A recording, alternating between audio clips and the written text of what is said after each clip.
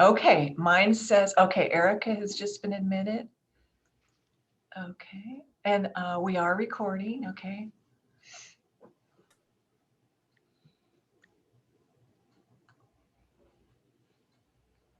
Patricia, can you see the participants Yes. as they pop in? Okay, great. Mhm. There's Catherine coming in.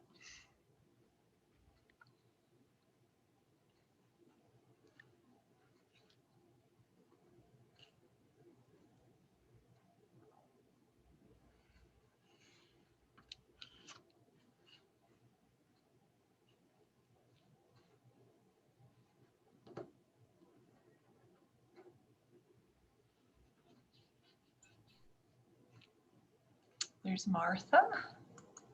Martha.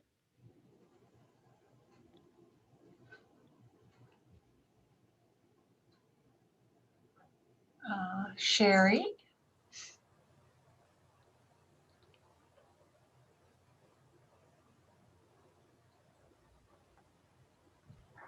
And Mary McConnor. Okay, we've got two people. Okay, admit all.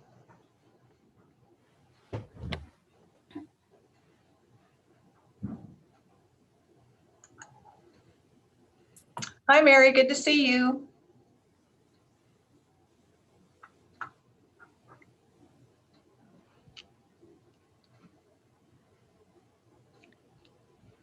I think for our last workshop, we had about 12. Okay. So we still have a little bit. Hi, Martha. You're looking good today. Hello, how are you? Good. There's Yolanda. Okay. Oh, yes. Good. She's on here. She can help us.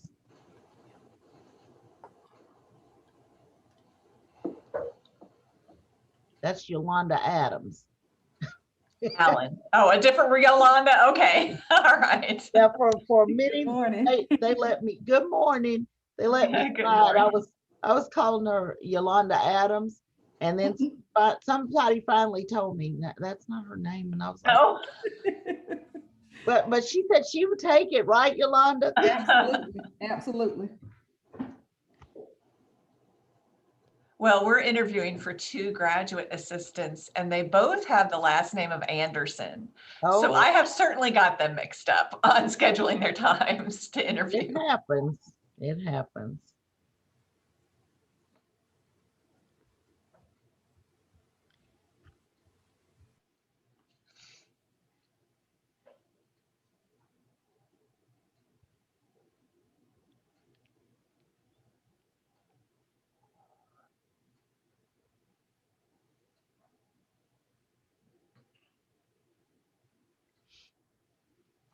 We're right up on the money.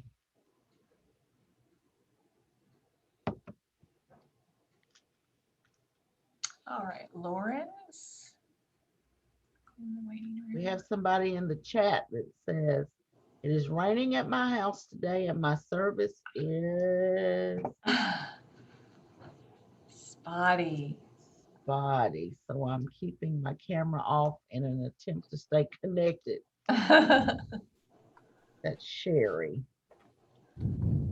I think the last time when I gave a workshop, we were still working from home, and I actually came into the office because my internet was so bad at my home. I know.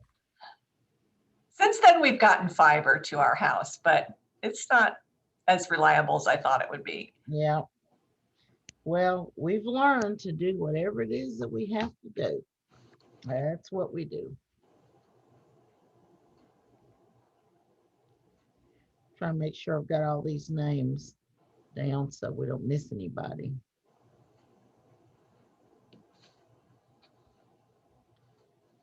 Okay. All right. I guess we can go ahead and get started. Let's see. All right. We'll go ahead and get started so we can make sure we finish up on time. Good morning to everyone. I am Patricia Burkstelz.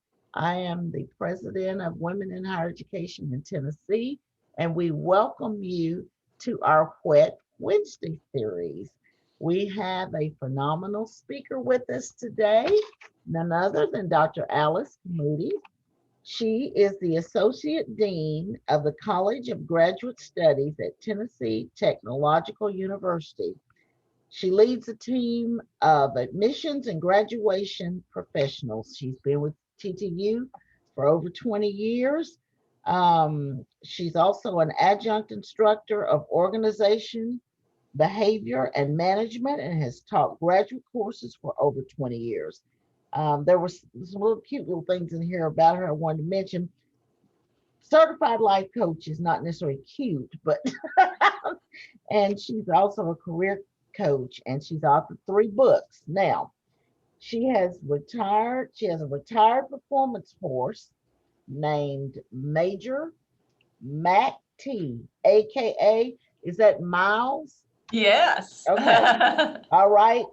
2 rambunctious cats. That's how she describes them. And in her spare time, she enjoys hiking, boating, and volunteering.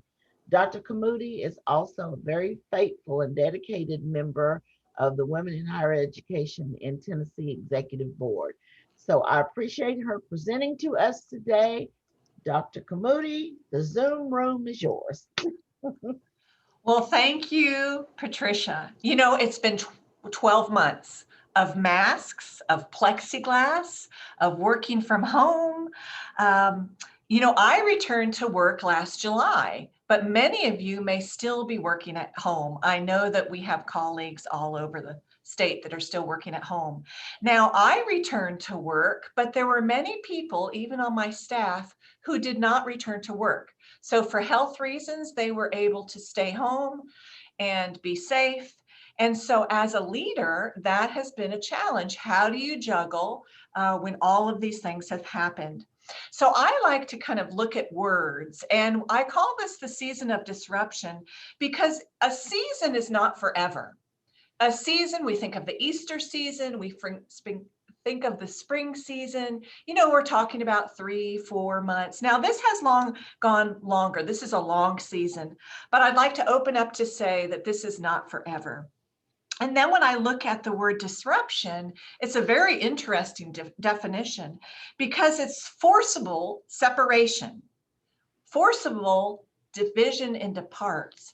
And I think that describes our time, disruption. So we are at work one day and we're in our stable higher education environments. And then the next day we're packing up and going home. And I actually packed up and thought I was going to go home in 2 weeks. We were all talking about 2 weeks. Well, here we are 12 months later. We went home to our cats and our spouses and our kids, and we couldn't go anywhere. So I like to open with this quote. I did this presentation last year in June, and what I've done is I've kept some of the information and I kept this quote because I just love this quote. So Robert Burns said, "Everything is in a state of flux, including the status quo." So I think we can all agree that there is no status quo, and we've experienced this and we're probably tired of this. So let's look at what we're going to talk about today. And I'm going to try to put what we've gone through in the last 12 months into this. We'll talk about self-awareness in leadership. We will talk about mindfulness, and we will talk about 3 specific leadership strategies. So I'm going to ask you a question first, so get ready. And here's my question to you. Select 2 of these words that identify how you feel. And you're going to put these 2 words in chat. Now, I've given you a list of words, but you can list your own 2 words. So 2 words that describe how you feel.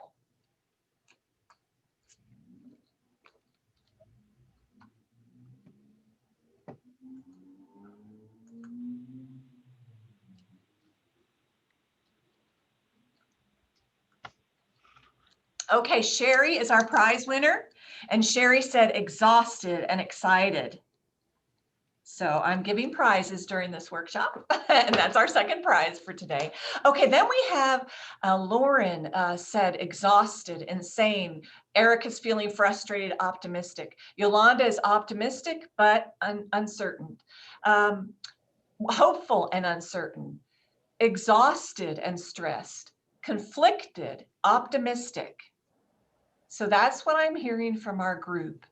And the good news is that the word optimistic was not on anybody's radar in last June. Nobody was saying that they were optimistic. They were using the words exhausted, frustrated, worried, stressed, burned out. So the good news is that we're hopeful, we're more optimistic. But what I also want to address is that we are still in this pandemic. And so if you're feeling anxious, you're feeling stressed, you are not alone. Okay, so the next thing I want to ask you is, what do you need? So we were going to use polls, but we're going to use our chat. And I want you to think about, what is it that you're looking for now? Do you feel like you need structure? Do you feel like you need more routine? Do you feel like you need more connection? So I didn't provide you with words to prompt you. I want you to tell me what you feel like you need. So go ahead and put that in chat. Support. Okay, so we need support. Yes. To meet my friends. Martha, I'm with you. Ashelle says normalcy and order. Yes. I want to meet my friends without sitting in a park 10 feet apart. Calm. I like that, Erica. We want routine and more time with adults and women because we've had to spend time with our boys. A sense of community. Lauren, that's awesome. Laura says direction. Yeah, so we are still in this. We are still, these are the same words that I saw last year. Last year, it was the same kind of thing. We want to have some schedule. We want to have direction. We want to have routine. And that leads me into my next slide, which talks about what we thrive on as humans. So we do a better job in our lives. We cope better. We navigate better on a daily basis if our environment is stable, if it's predictable, if it's order and it has consistency, it has some structure and routine. So a lot of the reasons that we wrote in the chat are because this was taken away. So our routine was taken away when we were sent home. We can't predict what's going to happen in the future. Our future isn't stable because are our jobs going to be here? Are students going to come to school? So everything has changed, and that's why we're feeling the way that we do. And this disruption raises our anxiety levels. So if you were feeling stressed, anxious, this is why, because of this loss of routine and normalcy. Nobody knows how to handle this. Nobody has told us how to handle this. And how do we make sense of it? We don't know how to make sense of this disruption. And then the final point on this slide is, when will it end? We're all saying, when will it end? Is the vaccine the end of it? In my heart, I believe the vaccine has ended it. As soon as we get that herd immunity, but then somebody says, well, what if it comes back? Well, I don't even need to go there. So that question is sitting out there as we think about this disruption. We are in it, but we are not alone. Everybody's feeling this way. So I want to have another chat with you. I want you to think about the last 12 months, and I want you to think about your need for order, routine, and structure. So what have you done in your life in the last 12 months as a coping mechanism when you were looking for normal? So what is it that you put into place or that has helped you so you don't feel as anxious and you don't feel as conflicted? So I'll let you talk. Oh, somebody got a puppy. All right. Look at Angela's taking walks outside to relax. I am so thankful I have a neighborhood. Sherry is gardening. I love that. This is the perfect time. Walks are great. Another walker. Yes, these things really help us. Exercise is great. Oh, Catherine, I'm with you. She says Margarita Fridays. Erica says brunch.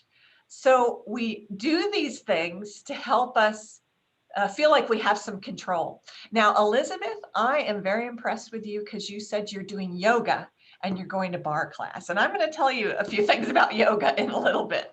But these are the things, and I want you to think about how, this is just awesome because the more we do it, the more that anxiety will dissipate and we will start to feel that structure and that routine that we need in our lives. And as humans, we need that. So what I would say is let's think about what we can do to implement more things. Now that we've heard from other people, maybe I'm going to join Catherine on Margarita Fridays. I remember when we first went into this COVID thing and the Mexican restaurant was open and you could get a margarita to go.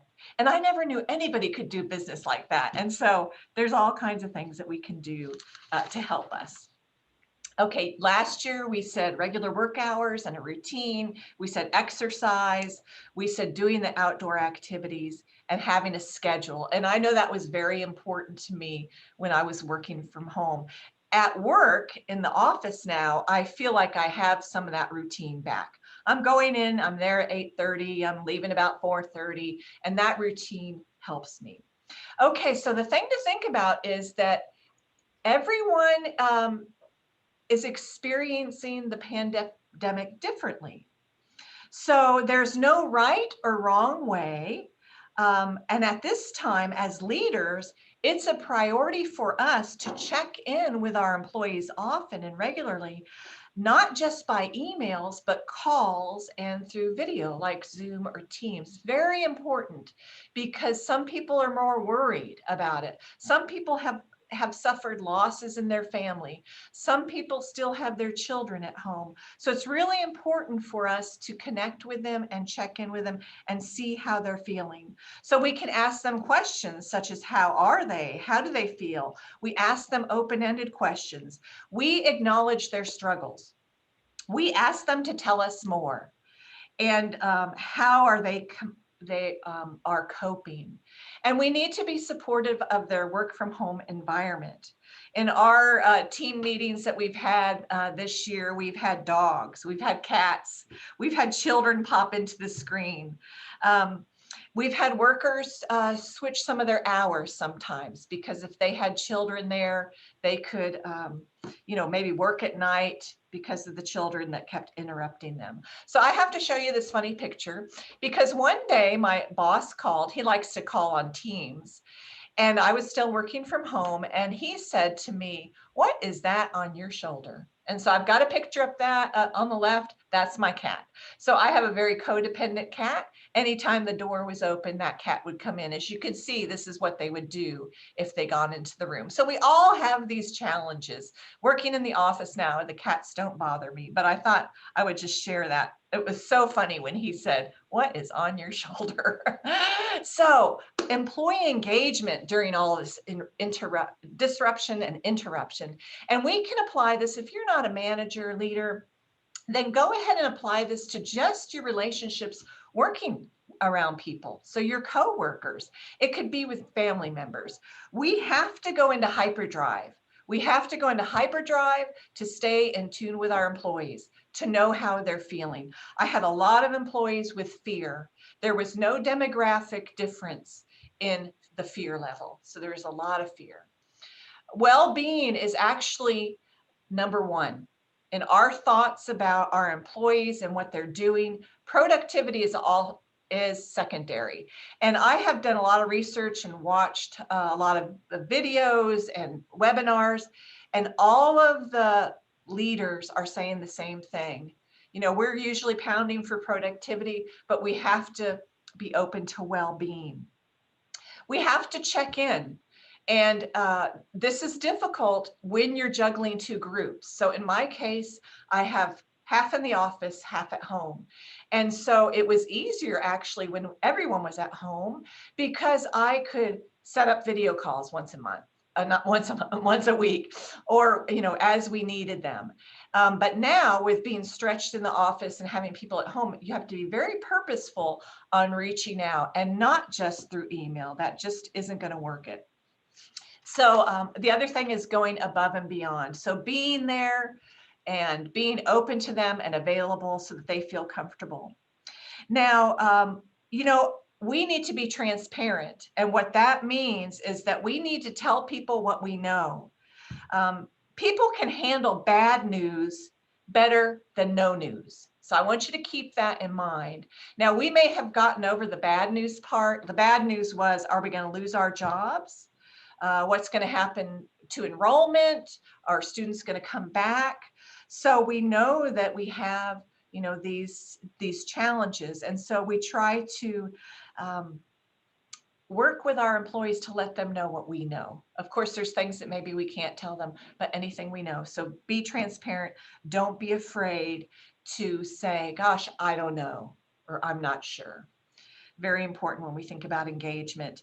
We also want to remind and our employees about vision and mission and what we're in business for as an organization and how they are still an important piece of that. So from a graduate school, we are admitting, so in May and June last year, we were admitting students, admitting, and that was our mission. And so we had to focus on that and pay attention to those students. And the challenge was that it seemed like in July, within a 1 week period, almost two, our admissions applications rose by 60%. And so all of a sudden we had this really big black cloud over us of pressure. All right, so that's thinking about engagement and disruption. But in a time of crisis, I've heard speakers say, we don't manage or we don't motivate. We have to lead. So it's very important that we have ourselves together when it comes to being effective, because motivation, management, that comes secondary. We have to lead and show direction and remind them of our purpose and our mission. Now, I'm going to talk about 4 things. I'm going to talk about self-awareness, which ties to emotional intelligence. I'm going to talk about mindfulness, and then I'm going to talk about leadership and 3 specific principles in leadership as we go through this. So the first thing is this emotional intelligence. Self-awareness goes hand in hand with emotional intelligence. So as we can see the definition of EI and EQ, it's right up on your screen. It is the ability to monitor our own emotions, but also the emotions of others. And I think sometimes we forget that piece. So ourselves and then others, monitoring. And during this time in our world and our world of work, we have to work on this ability. Because our ability to monitor and regulate emotions, we have to be strong even when we feel weak. So we have to understand ourselves. Why are we feeling weak? Our antenna has to be up to our employees, monitoring them. How are they doing? Something going on I don't know about. And we do this so that we can guide them, we can help them, and we can support them during this time of uncertainty. We need to be connected. So I have these 3 questions down here. We need to know what triggers us emotionally. So what are my different emotional states? How am I doing? And how are my relationships? And how can I better monitor myself? When we think about the word emotion, let's go ahead and define it. There are 12 different types of emotion that I wanted to mention. So happiness, sadness, anger, fear, but anticipation, loneliness, jealousy, disgust, those are emotions also. Peace, joy, surprise, and trust. So those are the different emotions, and we need to always be reflecting, okay, if I'm feeling uptight, if I'm feeling weepy, what is going on? And how can I develop or replace that emotion with one of these better emotions? So a good emotion, right, is happiness, anticipation, peace, joy, surprise. So being aware of my emotions, I'm better able to improve and monitor myself. So what I want to do is go into this thing of mindfulness, because this will help us as we're being self-aware. So they tie together beautifully.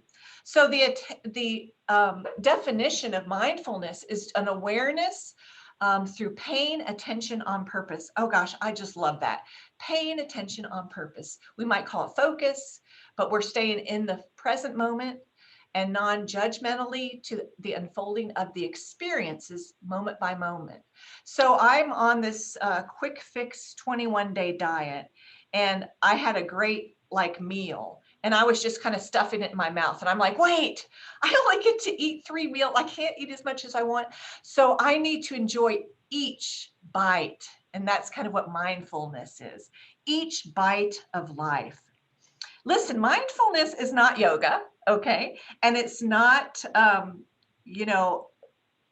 meditation necessarily, but it's really paying attention on purpose. And what's funny is that as I've taught management over the last few years, the textbooks are changing. And so now I have a whole chapter on mindfulness, teaching our young adults mindfulness. I have a whole chapter on positivity. And so this is how important it is to the leadership role. And I'll tell you another reason why it's important, because it's not so much adverse events that make you anxious. It is your thoughts about those events. So let me go ahead and repeat that. It's not so much the adverse events that make you anxious, but it is about your thoughts about those events. And we have the ability to control our thoughts. So another thing I have to mention about mindfulness. Mindfulness includes a striving for quiet.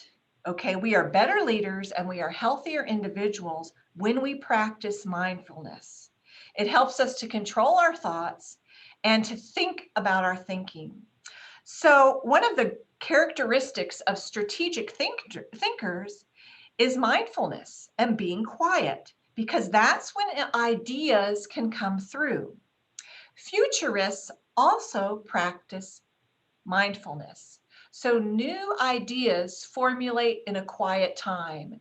So I've heard of some leaders who actually put quiet time on their daily schedule. They schedule it just like an appointment.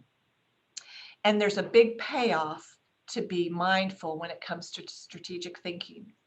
Now, there's also some benefits that I want to mention. Listen, when our mind is disturbed by negativity, so that could be fear, no self-confidence, negative emotions, worry, it's wasting our time. It's wasting time that could be used constructively. So we're not solving problems if we're worrying, if we're in fear. Fear can stop us. So mindfulness helps us to be effective physically, mentally, and interpersonally. It helps us to make better decisions, and our communication and decisions are better because it's more thought out. And that's the importance. We're thinking about our thinking.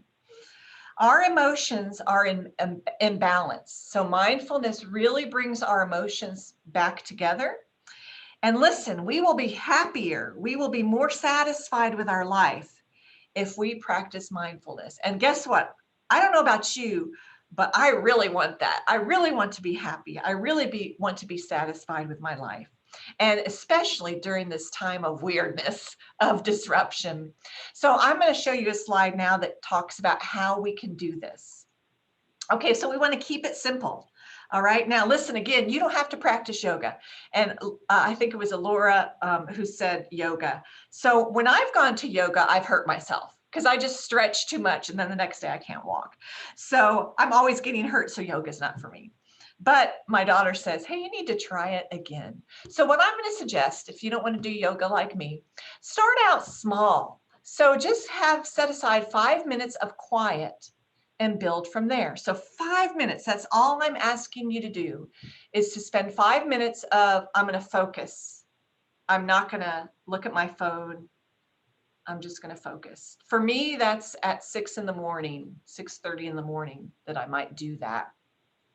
There's some horrible statistics of how many times we touch our phones. So we don't want to have our phone near us. Now, the other thing is there are some really good meditation apps. And I use an app called Headspace. And as you can see on the screen, that little dot, that's what the app looks like. And that's a 10-minute meditation that I do. And it really just helps you focus on your breathing and your body and how your body is feeling. And it's very fast, 10 minutes. Now, I also put on here walk, and I was so happy to see that most of us are doing the walk. Really important to walk. And then there's this thing called focused attention walking, where when you're walking, you focus on something. So you focus on a smell or on a sound. And I use this, I put listen for birds. In my neighborhood, there's a ton of trees. And so I practice just focusing on the bird sounds, who's calling to each other and what I'm hearing. Now, there's something new out there called forest bathing. And I don't know if anybody's heard of this, but it's great. It's a lot like focused attention walking. But what you do is you slow down and you are immersed in the natural environment. So you might go to a park and you sit and you reflect on the water. Maybe you lay down and you listen for sounds, or maybe you walk through the forest and you touch. So what forest bathing does is it really includes a touch in there, the sensation of touch. So we're trying to use our senses. So there's a lot of things that we can do to help us to get centered and to just revive ourselves and give ourselves some of that quiet time. So I have a question for you. Now, I haven't asked you a question for quite a few minutes, so it's time for a question. And we're going to put this in the chat again. So what mindfulness techniques or technique have you used in the last 12 months that have helped you? So what are you doing? We've already heard people are walking, but what are some other things that you're doing to help you with mindfulness? Paying attention on purpose, being quiet. So Deborah says breathing exercises. Hey, Lauren says just making more me time. Arts and crafts, I like that one, Janet. Yes. And actually it was Elizabeth who said she liked the yoga. Sorry, Laura. All right, so Laura said listening to meditation music. Cherry says she wants to have she wants some help, so that's okay. Hey, Angela says coloring. I have tried that. I have tried pencil coloring. Vegging in my chair and watching the birds, waking up earlier to have quiet time. Good one, Bethany. Cooking and listening to audiobooks, reading and writing. Yeah, so I see a lot of great things. And so let's talk about some of the things that we may want to adopt from this list. Okay, so Yolanda says making scenic drives. And that is a really good one too, especially when we felt like we couldn't get out of our houses. Now in Tennessee, I think we feel better about going out and being outside, but boy, yeah, let's see our lives from the car and let's go to some parks. So let's look at some of these things. If you haven't tried coloring, Sherry, maybe that would be a way that works for a lot of people, listening to meditation music. So some of these are activities. I've been doing, like Deborah, some of the breathing exercises, just sitting, like maybe I go outside, it's lunchtime, and just paying attention to, hey, I'm uptight. I'm really uptight. So what I want you to take from this is to pick one of these that you're going to add. So if I'm a walker right now, I may add maybe driving, scenic driving, or I might add more reading. I'm kind of getting stuck in Netflix, and that's not really quieting my mind. So it's not allowing me to focus if all I'm doing is watching Netflix. Okay, so let's see what we've got up next. All right, so I want to talk about these new leadership strategies. So we have 3 strategies that we want to particularly talk about. But as we look at the strategies, there's this theme of all of them. And so I want to open with a couple slides on this theme. So first of all, we have to lead differently. We have to be less command and control. We have to be less rigid. We have to be flexible and accommodating because things are so different. People have kids, people have spouses who are unemployed. So we have all kinds of things. We just need to be flexible and accommodating. You know, authoritarianism is not going to work. So we can't just be command and control. If we try to hold on to our old ways, it will not work. It definitely will not work. It goes back to my discussion of we have to be, well-being is number one. Even now, even a year into it, well-being is the number one focus. So we have to be more connected. That's the framework we're going to see in the next 3 discussions. We have to be purposeful, and we have to call people, and we have to video people. We have to help build confidence in our people. Let's see if I've got another slide on this. We have to help our employees be confident and stable. It's a good time to involve others in solving problems. Now, for us as leaders, we have to be confident and a clear communicator. And to be unclear is to be unkind. So we have to go into overdrive about our clarity, what people are supposed to do, especially because our people might be still out here, our coworkers even. We have to help our people to stretch others towards a new and somewhat unknown future. So we have to make that future look bright. So we're trying to help others to see the futures, tie it back to our mission and vision as an organization and how they fit in to that, because they certainly fit in our success. So I want to ask you another question here. I want to know, during this season of disruption, how are we adapting? Are we adapting as nicely as this beautiful lizard has adapted? Okay, that lizard has it down pat, right? So in the chat, let's go ahead and say, do you feel like you're adapting well? Do you feel like no? Do you feel like you're doing better? Maybe you're not sure. So how have you been adapting to all this that has been going on with us during this season?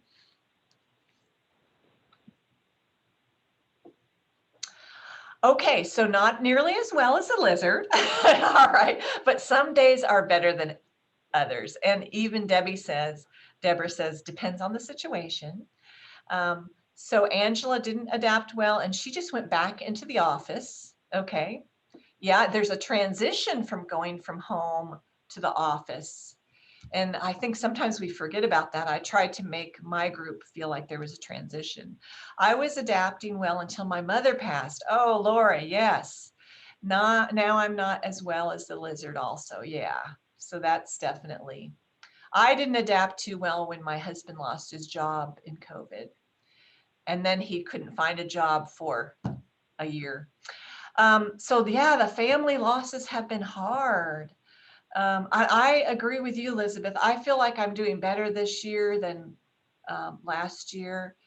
Another person who's experienced the husband job loss, you have you have some strain on security at that point. I have felt a lot better, adapting better with the vaccine and knowing that there's hope with the vaccine. Okay, so thank you for being honest about how it's going. It's been an unprecedented time. So I want to talk to you about adaptive leadership and look at that from an angle of a framework.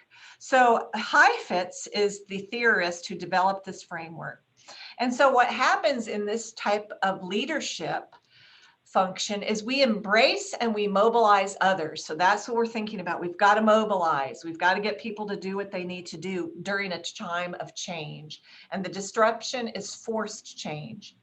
And so we look at helping our people to adjust to this. We do this by building on the past and by not crashing into the future, but trying to say, okay, the future is changing. Let's think about how we want to do it. We let our people experiment. We link change to our vision and mission. And if our employees ourselves make mistakes, then we just move on and we just learn from our mistakes. So we admit them, we make changes, and we experiment. And we understand that large scale change is a slow process. Even though we've been forced into this, it's kind of like the gradual move back into the office, we need a transition. So we have a transition. And as leaders, we need to be actively listening. And so displaying that to our employees. We need to find solutions to challenging situations. So we're just adapting to this world of change. And I would say that that's what we've done, and maybe we didn't have a title for it as we've been leading in our organizations. So the next thing I want to mention is this theory of agile learning. And this is the willingness and ability to learn from experience and apply that learning to perform successfully under new and first-time conditions. So I think as you hear about this, you're going to say, yeah, that's what we were doing. We were trying these first-time conditions, and we were applying what we've learned in our past.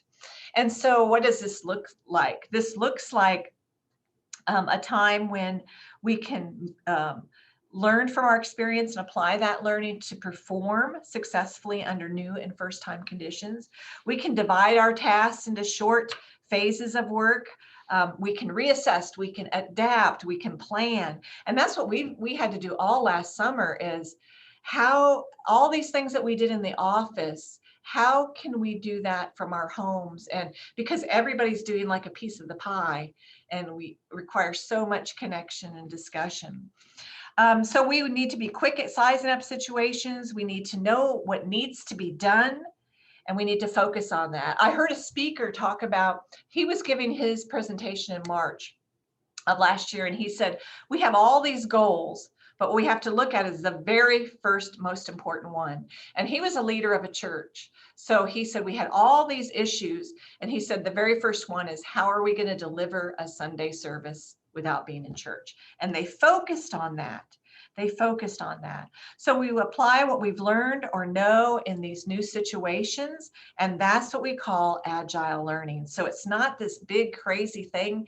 What we see from adaptive learning and we see from agile leadership framework is that our experience, we're going to apply that to these new situations. And so we don't want to forget that we've got a lot of experience that we can apply.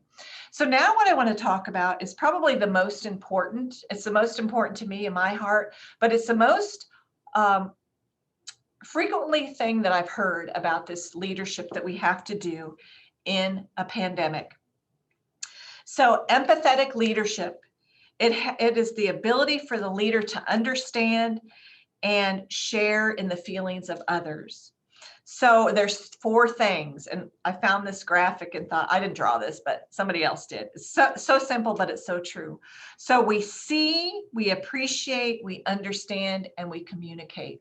So let's think of those 4 principles as we lead and work with others: is seeing their world, appreciating them as humans, and also our staff, if they work for us, they're communicate for understanding, and then understand feelings. Okay, so that's what we're looking for when it comes to empathetic leadership. So we can learn how to do this. And you might find again that you are doing this. So it's about connection. We need to have face-to-face meetings on Zoom and on Teams. And I think I've told you that 4 times now. We need to talk to people. We need to acknowledge their struggles because they are suffering disconnection too. So some of you mentioned being away from your friends and your family. So they're doing the same thing. Acknowledge their struggle, share how you feel, and then be affirming. So being flexible, being confident, being clear, not judging, share your difficulties and how you feel too. So how do we do this? We are using that phrase again, tell me more. So we want them to talk, right? We want to have open-ended questions because some people are very, closed up, and some people see sharing how they feel as weakness when we know it's not. And so anything that we can do to get our employees to talk and then take that, hopefully that burden, or that just being supportive, is what we want to do as leaders. So our active listening is all about nodding our head, paraphrasing, checking on cues, and we can't do that in email, right? So that's why we need to be listening and talking face to face. Now, here's the platinum rule. Okay, so platinum, did you know that it's rare and it's less available than gold? So platinum is stronger. And so this is the platinum rule. And so I want us to look at this because this is what empathetic leadership is all about. We need to do unto others as they want done unto them. So look at, we took the I out of it. This is about them. And so it's a very different type of leadership because we're putting them before us. It kind of closely ties to servant leadership too, but we're really trying to be connected and supportive of them. So now it's time for a chat because you've been quiet for a while. So I just talked about very quickly, three leadership techniques and the importance of these. So I'd like you to go ahead and type in chat, which skill is a strength for you? Because you may have been doing this for the last year. You could also answer it as which one, maybe you want to develop too. So look at Laura saying adaptive. I love that. Empathetic. Yay, Janet. Good. Angela's listening to others. Sherry is empathetic.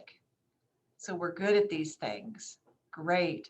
And we can develop these. So that's a great thing. If you want to learn how to be more empathetic, then you Google search, you read books. Martha's learning empathy, being empathetic. I've learned it too, especially in this year. I've done a lot of research on it because I started off as kind of the command and control. That's been my mode of operation, in my history of leadership. So good. I'm really glad at what you're saying about these types of leadership skills. So I'm going to ask you to develop a leadership area. And I want you to look at this in June and July. So in the chat again, which leadership skill will you commit to develop in June or July? And I'm seeing adaptive. I'm going to continue. My answer is going to be, I'm going to continue to develop this empathetic leadership style. Okay, Elizabeth says agile. Very good. Very good. We've got a lot of responses on the let's be agile. All right, so good job. And I want you to, when I go to a workshop, I want to have a takeaway. I want to have, okay, this is what I'm going to do now since I spent an hour of my life on Zoom. And so I'd really like you to report back to me how you've done with learning about agility, learning to be more adaptive. I'd really like to hear from you. So if I need to be your accountability partner, here I am. So what I want to do is I want to wrap up now because I want us to have time for some questions. And so how do we make this content stick? You have to take care of yourself. You are certainly equipped to improve your well-being, and I've hopefully given you some ideas today.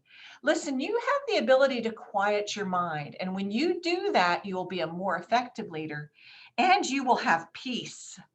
And I think peace is really important in this last year. Boy, getting peace and not worried. Okay, so listen, you have a tremendous opportunity to improve lives and to help your employees during a season of disruption. So I don't want you to forget that you make a difference. You can change people's lives for the good. And so let's work on helping our employees work through this season of disruption. You might be the only hope. You might be the only person that can convey optimism or convey hope to them. Because a lot of times in our lives, maybe if we're an introvert and we don't have family where we're at, that makes it even worse. But maybe our employees are not getting a lot of positive reinforcement. They're not hearing hope because maybe they're watching the news every night when they come home, which is, boy, you can't see anything positive there. So you have a lot of power to change people's lives. And again, if you're not a leader, it's okay because you still have power to change the people around you and to affect the people around you. So what I want to do is I want to close with this quote, and I used this quote in June because it's still so critical. So the quote is, Lord, we ask you not for lighter burdens, but for stronger backs. So as leaders, we need to develop our backs. We need to work out just like we would at the gym and develop our backs so we can be a better leader. So what I'm going to do now is I think I've got my email address up here. So the first thing I want you to do is write that down. And then that way, if you want an accountability partner, and if you want to tell me by the end of June how you've done on developing one of your leadership skills, I would love to have this. So what I'm going to do right now is I'm going to stop sharing my screen. And I'm going to actually turn the meeting back over to Patricia. Maybe. Let's see. I can find you. And what we want to do at this point is we want to go ahead and just allow you to ask questions about the content or things that you're struggling with today, or you just want to share something great.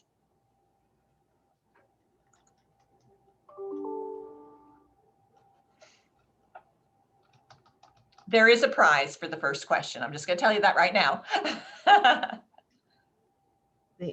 The answer is yes, you can get a copy of the slides. We're going to provide that information to all of our attendees. Okay, did we have that in chat? Yeah, that came up in chat. Okay, so do you think that Angela gets the prize then? Yeah. Yeah, okay, so Angela, you get the book, Ditch Your Inner Critic at Work. Now, who got this one? Sherry got this prize because she was the first one to put a chat in, and that is called Mindset, The New Psychology of Success. And then this is my favorite book in management in the whole world. And it's called Relaunch, and it's How to Stage an Organizational Comeback. And this goes to the first person who logged in, which was Edith. And I'm even going to leave my little, this is not brand new. I actually put some highlights and things, and I'm going to let you see that. I had to buy a new one because somebody never returned my copy. And so anyway, I've got two that are marked up. All right, so any other questions? Let's see what we got. Thank you for the book recommendations. You're welcome. So Alice, this is Deb Allen. Hi. I think sometimes it's about reframing for the people that you work with. So I see a lot of fear in my students. And what I've explained to them is that they never lived through 9/11, but we have. And there was a world that existed before 9/11 that will never happen again. We'll never do things the way we did before 9/11. But we found a new normal that we could live with after 9/11. And so they lived through pre-COVID years and through a pre-COVID world. And we'll never go back to that exactly. We'll never do things exactly that same way. But we'll find a new normal. And we're in that process. And it's not instantaneous. If you guys remember, after 9/11, it took us a while to find that and to not feel that fear and to feel that sense of normal again. And so I think for sometimes just helping to reframe what we're going through can be helpful as well.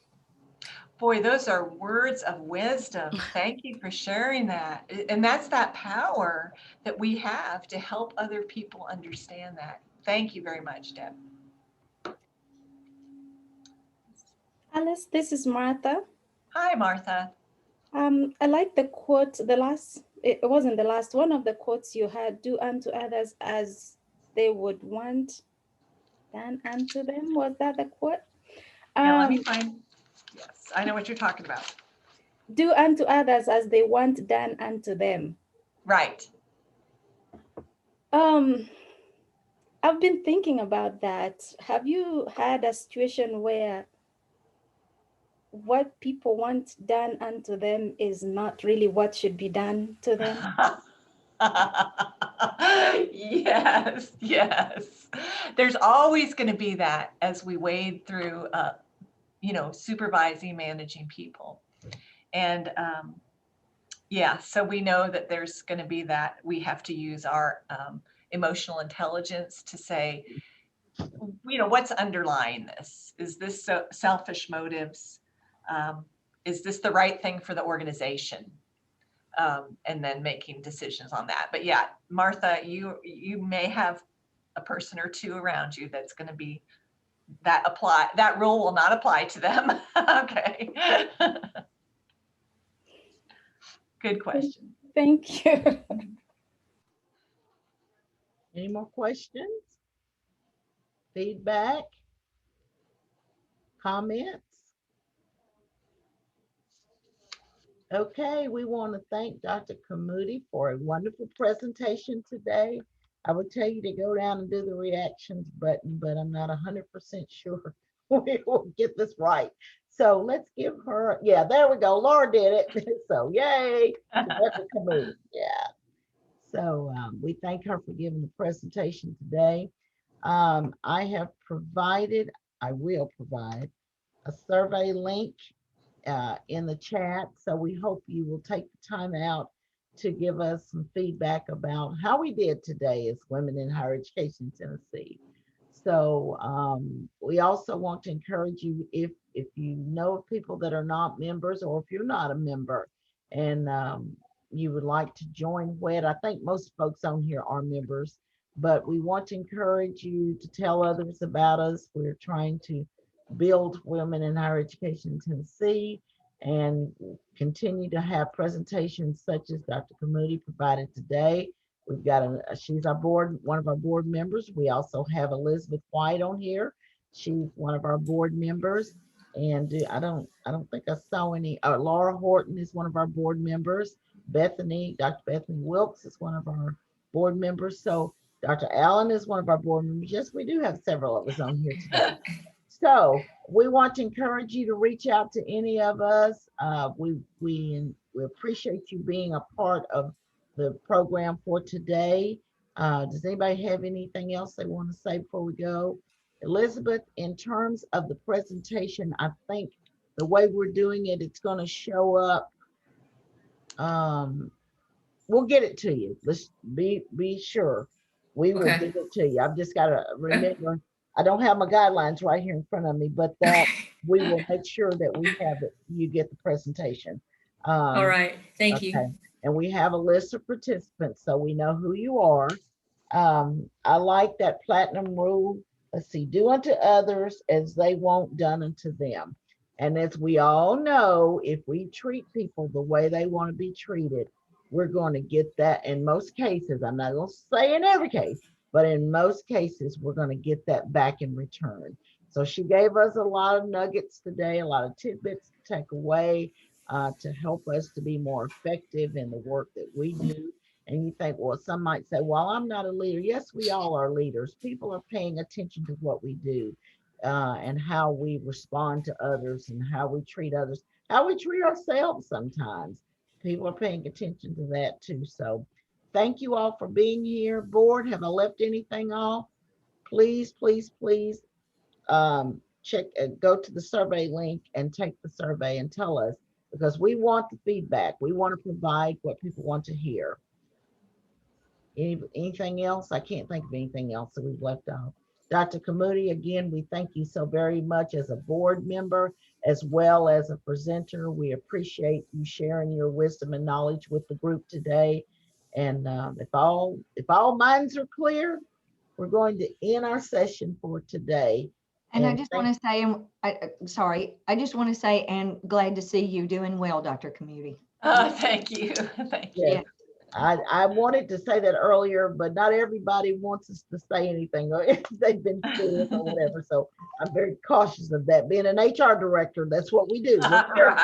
Careful not to cross that line. So, all right. Well, thank you so very much. You all have a wonderful day. Thank you. Bye. Bye-bye. Bye-bye.